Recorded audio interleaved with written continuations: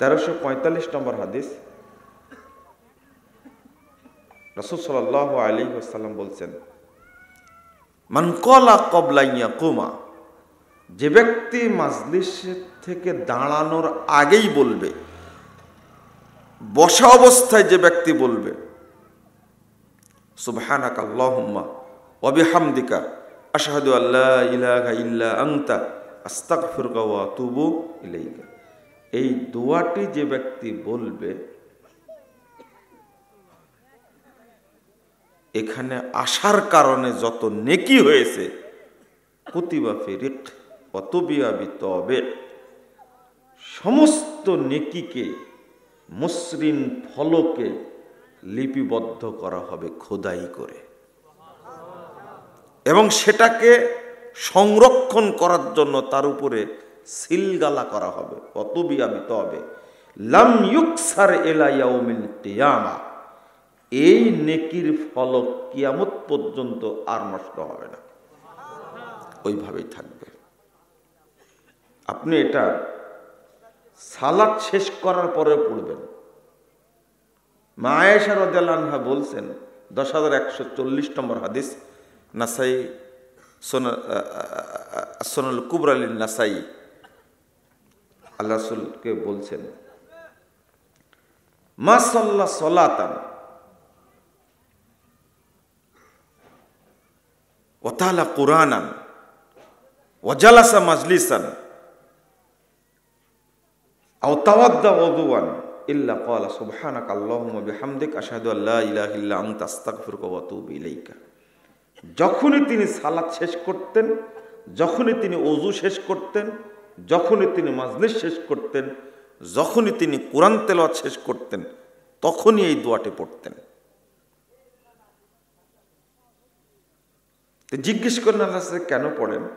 তো বলছেন, দেখো, এই আমলগুলো করে যে নেকিটা হয়, এই নেকিগুলোকে খোদাই করে আল্লাহ মসৃণ ফলকে লিখে রাখেন এবং এটাকে সংরক্ষণ করে রাখেন, কিয়ামত পর্যন্ত এই নেকি আর নষ্ট হবে না। আমি এই জন্য পড়ি। ওযুর পরে পড়লে এর জন্য আলাদা পৃথক ফজিলত আছে। ওযুর পরে পড়লে আল্লাহ রাসূল বলছেন, মান তাওয়াদ্দা সুম্মা ক্বালা সুবহানাকা আল্লাহুম্মা ওয়া বিহামদিক আশহাদু আল্লা ইলাহা ইল্লা আনতা আস্তাগফিরুকা ওয়া আতুবু ইলাইকা খুতিমা বিখাতিম। ওযু করার কারণে যে ফজিলতটা হলো, ফজিলত হয়েছে কি? ওযু করার পরে পড়েছি আশহাদু আল্লা ইলাহা ইল্লাল্লাহু ওয়াহদাহু লা শারীকা লাহু ওয়া আশহাদু আন্না মুহাম্মাদান আবদুহু ওয়া রাসূলুহু আল্লাহুম্মা জাআলনি মিনাত তাওয়াবিন ওয়া জাআলনি মিনাল মুতাতাহহিরিন। এইটা পড়ার কারণে যেটা ফজিলতটা পেয়েছে সেটা হলো ফতিহাত লাহু আবওয়াবুল জান্নাতি সামানিয়া, তার জন্য জান্নাতের 8টি দরজা খুলে দেওয়া হবে। ইয়াদখুলু মিন আইয়াশা, যে দরজা দিয়ে ইচ্ছা স্বাধীনভাবে জান্নাতে প্রবেশ করতে পারবে। এই যে ফজিলতটা হলো খতিমা বিখাতামিন, এই ফজিলতটাকে সংরক্ষণ করার জন্য সিলগালা করা হবে, মোহর মেনে দেওয়া হবে। ওয়া রুফিআত তাহতাল আরশ, এবং এই মসৃণ ফলকটাকে আল্লাহর আরশের সাথে ঝুলন্ত অবস্থায় রাখা হবে। ওযুর পরে এই দোয়াটি পড়তে ভুলবেন না, মনে থাকবে, পড়বেন। আর যাদের মুখস্থ নাই, 3 দিনের মধ্যে মুখস্থ করে নেবেন। এটা খুব সহজ। যার মুখস্থ নাই 3 দিনের মধ্যে মুখস্থ করে নেবেন।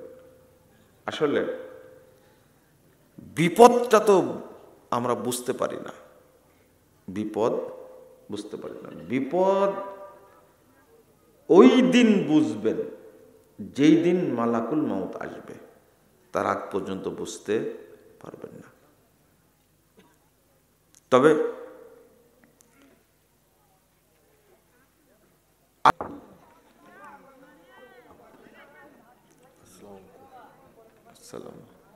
রাসূলুল্লাহ সাল্লাল্লাহু আলাইহি ওয়াসাল্লাম এই ধরনের মাজলিসে আগমনকে লক্ষ্য করে এমন কয়েকটা কথা বলেছেন যেটা আল্লাহর পক্ষ থেকে হাদিসে কুদসি হিসাবে বর্ণিত হয়েছে। একটা হাদিস এসেছে তাবরানি আওসাতের মধ্যে 1556 নম্বর হাদিস, সহিহ মুসলিমের মধ্যে এসেছে 2689 নম্বর হাদিস। আল্লাহ রাসূল বলছেন, মা জালাসা কওমুন ইয়াযকুরুনাল্লাহ ইল্লা নাদাহুম মুনাদিম মিনাস সামা। যখন কিছু মানুষ দিন সম্পর্কে জানার জন্য মাজলিসে উপস্থিত হয়, তখন আল্লাহ সরাসরি আরশ থেকে তাদেরকে লক্ষ্য করে বলেন, সমস্ত ফেরেশতাকে সাক্ষী রেখে আল্লাহ বলেন, উশহিদুকুম আন্নী কদ গফারতু লাহুম। ফেরেশতারা তোমরা সাক্ষী থাকো, আমি ঘোষণা করছি মাজলিসে উপস্থিত সমস্ত মানুষকে আমি ক্ষমা করে দিলাম। এরপরে আল্লাহ বলেন, ওয়াবাদদালতু সাইয়্যাতিহিম হাসানাত। এযাবৎ তারা যত পাপ করেছিল, যত পাপ ছিল তাদের, আমি সমস্ত পাপকে নেকি দ্বারা পরিবর্তন করে দিলাম।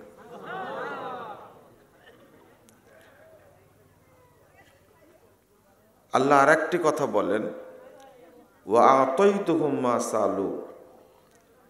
মাজলিসে এসে তারা আমার কাছে যা চেয়েছে আমি তাদেরকে নগদ দিয়ে দিলাম। এই মাজলিসটা হলো দোয়া কবুলের মাজলিস। আল্লাহ দোয়া কবুল করেন এবং নগদ, পরে কবুল করবেন এমনটা না। আল্লাহ বলছেন, ওয়া আতাইতুহুম মা সালু। ফেরেশতারা তোমরা সাক্ষী থাকো, তারা এখানে এসে আমার কাছে যা আবেদন করেছে, যা চেয়েছে আমি তাই দিয়ে দিলাম। কিছু তো চাননি আপনারা। আমি বলেছি আল্লাহর কাছে, যারা অংশগ্রহণ করেছে এবং যারা আয়োজন করেছে, আল্লাহ তুমি আমাদের সকলকে জান্নাতুল ফেরদাউসের মেহমান হিসাবে কবুল করে নাও। আল্লাহুম্মা আমিন না বলেন, আমিন।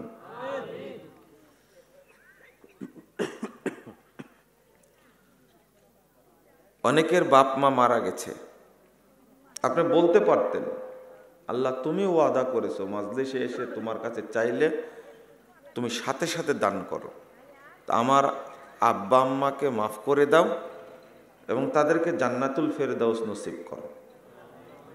বলতে পারতেন না? কিন্তু বলেননি।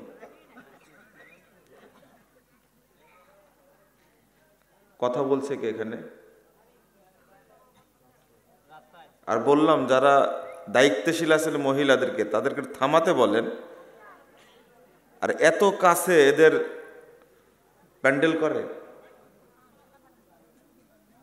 আল্লাহর নসিহত ওরা শোনে না, আর আমাদের নসিহত শুনবে? আপনারা যে এতগুলো মানুষ এখানে বসে আছেন, কোনো কথা বলেছেন? তারা বলছে কেন কথা? আপনাদের হুঁশ থাকার দরকার।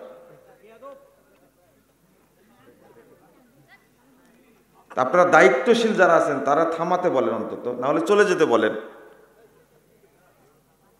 আস্তাগফিরুল্লাহ, আস্তাগফিরুল্লাহ। গুরুত্বপূর্ণ কথা 4 নম্বরটা আল্লাহ বলছেন, ও আজারতুহুম মিম্মাস্তাজারু। তারা এখানে এসে যে শ্রমটা দিয়েছে, কষ্টটা স্বীকার করছে, এর কারণে আমি তাদেরকে আমলনামা ভর্তি নেকি দান করলাম। সরাসরি আল্লাহ বলছেন। যখন এই কথাগুলো ফেরেশতাদেরকে সাক্ষী রেখে আল্লাহ ঘোষণা করছেন, তখন ফেরেশতারা বলছে, ইয়াকুলুনা ইয়া রব ফীহিম ফুলানুন আবদুন খাত্তা। ইন্নামা মাররা ফাজালাসা মাহুম। আল্লাহ ওই লোকটা বাদ দে, এই লোকটা বড় অপরাধী, বড় পাপী।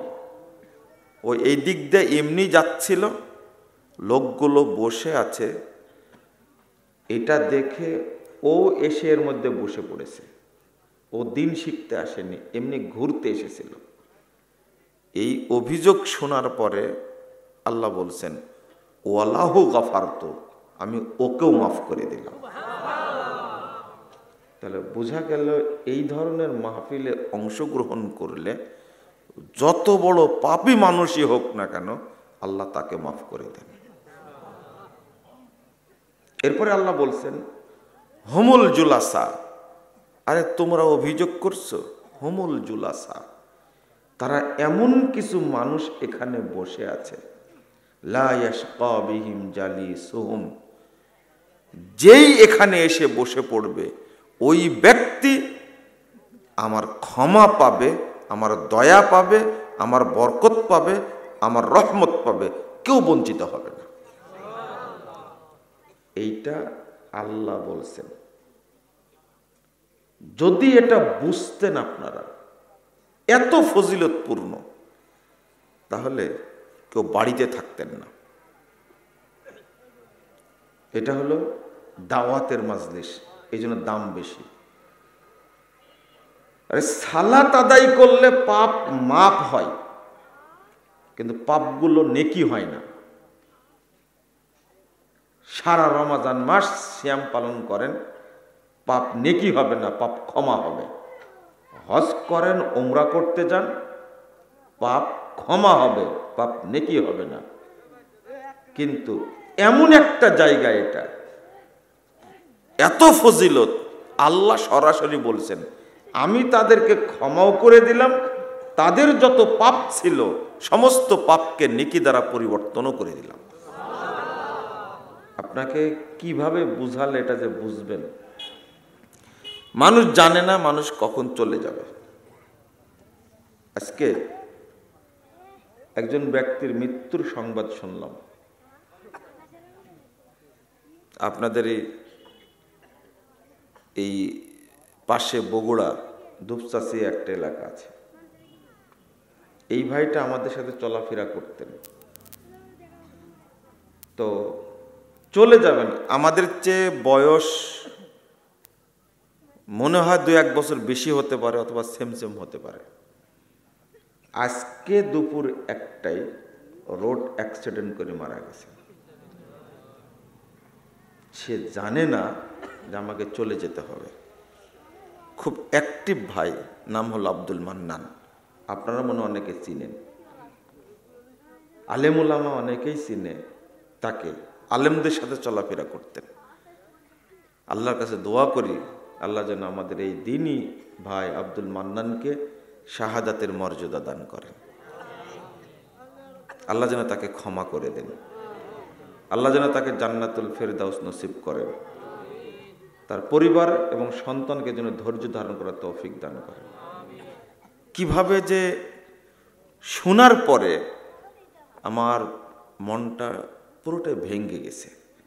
দেখুন, এইরকম সুস্থ একজন মানুষকে হঠাৎ যে চলে যেতে হবে সে জানেও না, কল্পনাও করেনি, ভাবেওনি। আপনি আমি মনে করেছি যে হয়তোবা আমরা বেঁচে থাকবো আরো 80 বছর, আরো 50 বছর। এই চিন্তাটা আপনার মাঝে আমার মাঝে বেশি, যার কারণে দিন নিয়ে, পরকাল নিয়ে, কবর নিয়ে আপনার আমার কোনো চিন্তা নাই। এই ফজিলতগুলো মনে রাখবেন। শেষে একটা কথা বলছি, যখন উঠে যাবেন এখান থেকে, মাজলিস শেষ করবেন, কারা কথা বলছে এখানে?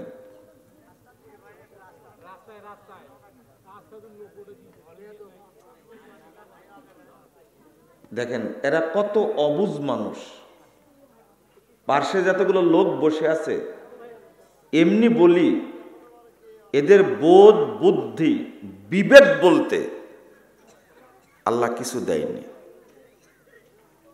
আল্লাহ কি এমনি বলেছেন? আমি মানুষকে সৃষ্টি করেছি সর্বোত্তম অভাবে, সুম্মা রাদাদনাহু আসফালা সাফিলিন। তাকে আমি অতঃপর তাকে একবারে নিম্ন স্তরে নামা দিয়েছি। পৃথিবীতে যত পশু আছে তার মধ্যে সবচেয়ে খারাপ পশু হলো মানুষ। আল্লাহর মর্যাদাটা আমরা রাখতে পারিনি। এই বোধটুকু যদি না থাকে, বিবেক যদি না থাকে, দিনে আলোচনা শুনছে, তাদের উচিত চুপ থাকা। এখানে এতগুলো মানুষ বসে আছে চুপচাপ, আর দুই একজন মানুষ রাস্তার পাশে গল্প করছে। আল্লাহ কি এদেরকে বিবেক দিয়েছে? চলেন, যেটা বলছিলাম, যখন উঠে যাবেন তখন একটা দোয়া পড়ে উঠবেন।